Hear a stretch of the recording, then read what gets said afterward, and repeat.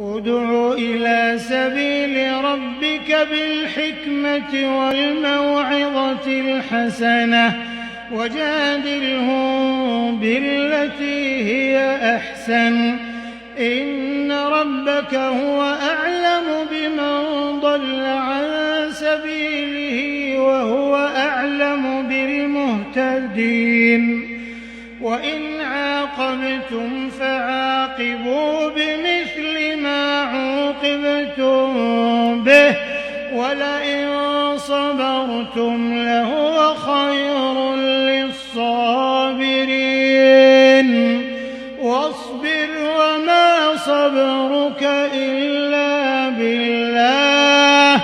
ولا تحزن عليهم ولا تك في ضيق مما يمكرون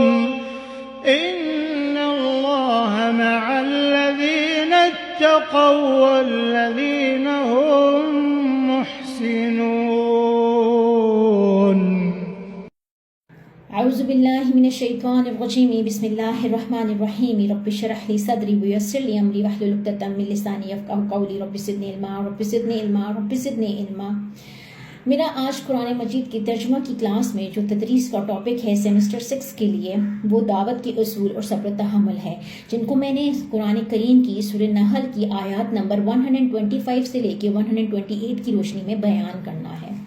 اگر میں اس میسج کو سم اپ کروں، ان آیات کے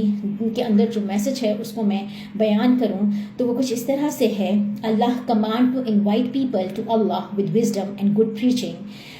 Allah commands for the equality in punishment. Allah commands to be patient and tell us that patience cannot be acquired except by the will, help, industry and power of Allah. The efforts they are putting into opposing you, Prophet Muhammad sallallahu alaihi wasallam, and causing you harm, Allah is protecting, helping and supporting you, and He will cause you to prevail and defeat them. Keep away that which is forbidden.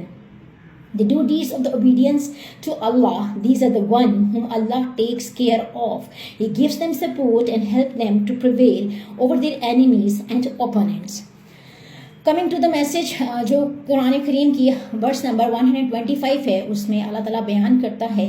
ادعو الی سبیل ربک بالحکمۃ والموعظۃ الحسنۃ وجادلہم باللتی ہی احسن ان ربک هو اعلم بمن ضل عن سبیلہ وهو اعلم بالمہتدین. اپنے رب کی راہ کی طرف لوگوں کو حکمت اور بہترین نصیحت کے ساتھ بلائیے اور ان سے بہترین طریقے سے گفتگو کیجیے. یقیناً آپ کا رب اپنی راہ سے بھٹکنے والوں کو بھی بخوبی جانتا ہے اور راہ یافتہ لوگوں سے بھی بخوبی واقف ہے.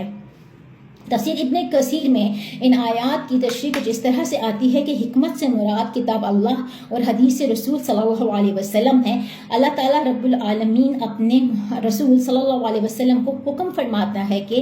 آپ اللہ کی مخلوق کو اس کی طرف بلائیں. حکمت سے مراد بقول امام ابن جریر رحمہ اللہ کے اور کہ حدیث رسول صلی اللہ علیہ وسلم اور کلام اللہ ہے. اچھے باعث سے مراد جس میں ڈر بھی ہو دھمکی بھی ہو، لوگ اس سے نصیحت حاصل کریں اور اللہ کے عذابوں سے بچاؤ طلب کریں. یہاں یہ خیال بھی رہے کہ اگر کسی سے مناظرے کی ضرورت پڑ جائے تو نرمی اور خوش لفظی سے ہونا چاہیے. اسی طرح قرآن کریم میں سورہ عنکبوت میں ارشاد باری تعالیٰ ہے وَلَا تُجَادِلُوا أَهْلَ الْكِتَابِ إِلَّا بِالَّتِي هِيَ أَحْسَنُ. تاثیر القرآن میں عبد الرحمن کیلانی صاحب نے اس آیت کی تفسیر میں لکھا ہے کہ تبلیغ کے لیے داعی کو 3 ہدایات دی گئی ہیں. نمبر 1 حکمت، نمبر 2 موعظۃ الحسنہ اور نمبر 3 جدال بالاحسن. وہ کہتے ہیں کہ پہلی ہدایت حکمت ہے. حکمت کا مطلب ہے کہ ایک تو موقع محل دیکھ کر دعوت دی جائے، یعنی اس وقت دعوت دی جائے جب مخاطب کے دل میں سننے کی خواہش ہو اور وہ سننے کو تیار ہو، اور دوسرے جو بات کہی جائے وہ مخاطب کے عقل و فہم کو ملحوظ رکھ کر کی جائے. دوسری بات میں وہ لکھتے ہیں کہ عمدہ نصیحت سے مراد وہ بات ہے جو آپ کہیں تو میٹھے اور دل نشین انداز میں کہیں جو مخاطب کے دل میں اتر جائے. عقلی دلیل کے ساتھ ترغیب و ترہیب اور جذبات کو اپیل کرنے والی باتوں کی طرف توجہ دلائی جائے کہ وہ اور اس توجہ دلاتے ہوئے آپ کے دل میں بھی تڑپ ہونی چاہیے، حتیٰ کہ مخاطب یہ سمجھے کہ آپ الواقع اس کے ہمدرد ہیں. ایسا نہیں ہونا چاہیے کہ آپ مخاطب پر اپنی علمی برتری جتانے اور اسے مرغوب کرنے کی کوشش میں لگے رہیں. تیسری نصیحت یہ ہے کہ اگر آپس میں دلائل سے بات کرنے کی نوبت آ جائے تو اس بات کو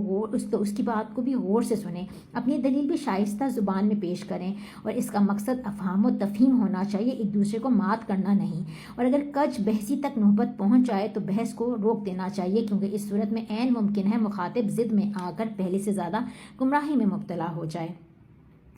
اسی طرح سے بیان القرآن میں بھی ڈاکٹر اسرار احمد نے تفصیل سے ان تینوں ہدایات کو بیان کیا ہے، اور انہوں نے یہ کہا ہے کہ جو آخری حکم ہے اس کے اندر انہوں نے جو ورس کوٹ کی ہے وہ ہے وَلَا تَسُبُّوا الَّذِينَ يَدْعُونَ مِن دُونِ اللَّهِ فَيَسُبُّوا اللَّهَ عَدْوًا بِغَيْرِ علم، اور جن کو یہ مشرک اللہ کے سوا پکارتے ہیں انہیں برا بھلا نہ کہا کرو، کہیں یہ بنا سوچے سمجھے مخالفت میں اللہ کو برا بھلا نہ کہنے لگ جائیں۔ جو زیر بحث آیات ہیں اس میں سورہ نحل کی آیت نمبر 126 اس طرح سے ہے وَإِنْ عَاقَبْتُمْ فَعَاقِبُوا بِمِثْلِ مَا عُوقِبْتُمْ وَلَئِنْ صَبَرْتُمْ لَهُوَ خَيْرٌ لِلصَّابِرِينَ، اگر بدلہ لو بھی تو بالکل اتنا جتنا صدمہ تمہیں پہنچایا گیا ہو، اور اگر صبر کر لو تو بے شک صابروں کے لیے ہی بہترین صبر ہے، بہترین اجر ہے۔ امام شیبی قتادہ عطار بن یسار سے مروی ہے کہ جب مشرکین نے احد میں شہید ہونے والے مسلمانوں کا مسئلہ کیا تو مسلمانوں نے یہ کہا کہ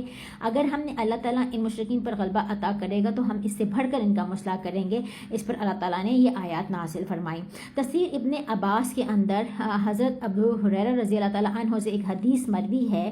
کہ جس میں وہ فرماتے ہیں کہ جس وقت حضرت حمزہ رضی اللہ تعالیٰ عنہ شہید کر دیے گئے تو رسول اللہ صلی اللہ علیہ وآلہ وسلم ان کے پاس کھڑے ہوئے تھے، اور مشرکین نے حضرت حمزہ کا مسئلہ یعنی ناک کان کاٹ ڈالے تھے، تو آپ نے یہ منظر دے کر فرمایا میں ان کے بدلے میں کفار میں 70 آدمیوں کو قتل کروں، تو آپ اسی حالت میں کھڑے ہی تھے کہ جبرائیل امین سورہ نحل کی یہ آیات لے کر تشریف لائے، یعنی اگر بدلہ لینے لگو تو اتنا ہی بدلہ لو جتنا تمہارے ساتھ برتاؤ کیا گیا ہے۔ ان آیتوں کے نزول کے بعد آپ صلی اللہ علیہ وسلم نے اپنا ارادہ بدل۔ احسن البیان کے مفسر فرماتے ہیں کہ اس میں اگرچہ بدلہ لینے کی اجازت ہے بشرطے کہ تجاوز نہ ہو، ورنہ یہ خود ظلم ہو جائے گا، تاہم معاف کر دینے اور صبر اختیار کرنے کو بہتر قرار دیا گیا ہے۔ زیر بحث آیات کے اندر جو آیت نمبر 128 ہے سورہ نحل کی، اس میں ارشاد باری تعالیٰ ہے وَاصْبِرْ وَمَا صَبْرُكَ إِلَّا بِاللَّهِ وَلَا تَحْزَنْ عَلَيْهِمْ وَلَا تَكُ فِي ضَيْقٍ مِّمَّا يَمْكُرُونَ، آپ صبر کریں، بغیر توفیق الہی کے آپ صبر کر ہی نہیں سکتے، اور ان کے حال پر رنجیدہ نہ ہوں، اور جو مکر و فریب یہ کرتے رہتے ہیں ان سے دل تنگ نہ ہو۔ اس آیت میں 3 لفظ آئے ہیں، ایک حزن ہے، حزن خاص نون سے ہے جس کے معنی ہیں غم، شدید غمگین ہو جانا، غمزدہ ہو جانا۔ تو دوسرا لفظ آیا ہے وہ ضا یا قاف روٹ ورڈ سے ہے جس کے معنی تنگی کے ہیں، جیسے سینے کا تنگ ہو جانا، اور اسی طرح سے اس کے اندر مکر میم کاف را کے معنی آئے ہیں۔ اس ورس میں جو تیسرا لفظ آیا ہے وہ میم کاف را سے روٹ ورڈ ہے، اس کا مکر یعنی کہ کسی شخص کو ہیلے کے ساتھ اس کے مقصد سے پھیر دینا، یہ 2 قسم پر ہوتا ہے۔ اگر کسی کو کوئی اچھا فعل مقصود ہو تو محمود ہوتا ہے، ورنہ مذموم ہوتا ہے۔ واللہ خیر الماکرین جو کہ سورہ آل عمران میں آیا ہے، اور خدا خوب چال چلنے والا ہے، پہلے معنی پر محمول ہے، جبکہ دوسرے معنی کے لیے قرآن میں ایک جگہ پر آیا ہے سورہ فاطر میں ولا یحق المکر السیئ الا باہلہ، اور بری چال چلنے والوں کا وبال انہی پر ہوتا ہے، یا چال چلنے والوں پر ہی پڑتا ہے۔ اس آیت کی تفسیر میں احسن البیان کے اندر شاہ عبدالعزیز فرماتے ہیں کہ اس لیے اللہ تعالیٰ ان کے مکروں کے مقابلے میں اہل ایمان اور تقوی اور محسنین کے ساتھ ہے، اس لیے ان کو غم نہیں کرنا چاہیے، نہ ہی ان کا سینہ اس معاملے میں تنگ ہونا چاہیے، کیونکہ جس کے ساتھ اللہ ہو اسے اہل دنیا کی سازشیں نقصان نہیں پہنچا سکتی، جیسا کہ ماں بعد آیت کے اندر آتا ہے ان اللہ مع الذین اتقوا والذین هم المحسنون، یعنی مانو کہ اللہ تعالیٰ پرہیزگاروں اور نیک کاروں کے ساتھ۔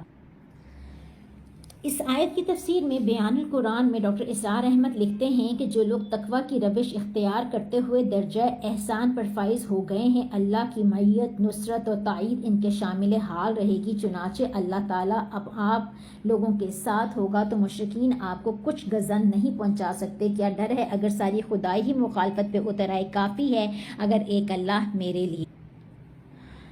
معرف القرآن میں مفتی محمد شفیع لکھتے ہیں کہ اس آیت میں پھر ایک عام قاعدہ اللہ تعالیٰ کی نصرت اور امداد حاصل ہونے کا ہے، اور وہ یہ ہے کہ ان اللہ مع الذین اتقوا والذین هم محسنون، جس کا حاصل یہ ہے کہ اللہ تعالیٰ کی مدد ان